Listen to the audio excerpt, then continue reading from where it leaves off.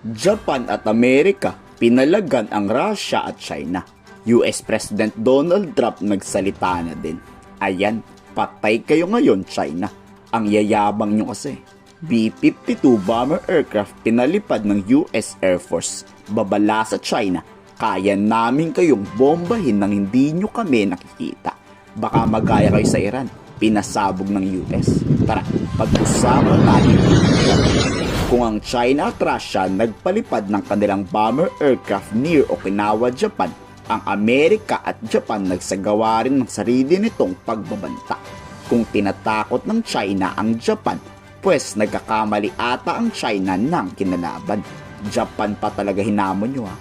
Dalawang B-52 bomber aircraft na kayang magbitbit ng nuclear bomb ang sumugod.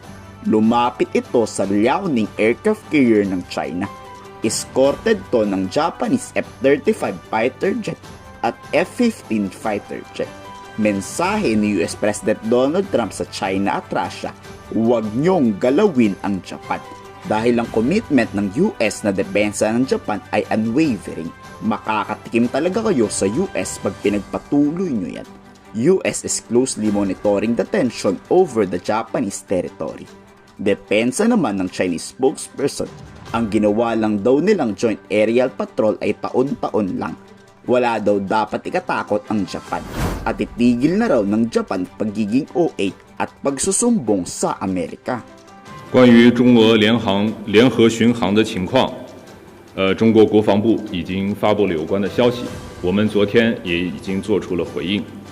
我想再次强调的是，此次中俄联合空中战略巡航是年度合作计划的项目，展示了双方共同应对地区安全挑战、维护地区和平稳定的决心与能力。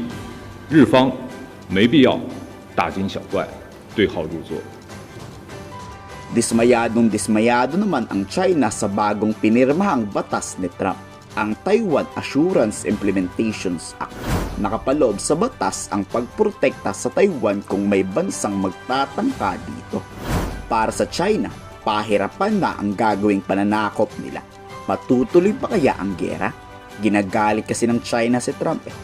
Nagpasalamat naman si Taiwan President Lai Ching-te sa suporta ng Amerikang maging malaya ang Taiwan at hindi sila tuta ng China. 从第二次上任以来，台湾跟美国的各项合作并没有中断或停止或减少，其实仍然持续不断的在加强，所以我们对后续台美的关系是有信心的啊，因为这有益于 台湾跟美国两国的共同利益，以及区域的整体利益都有帮助。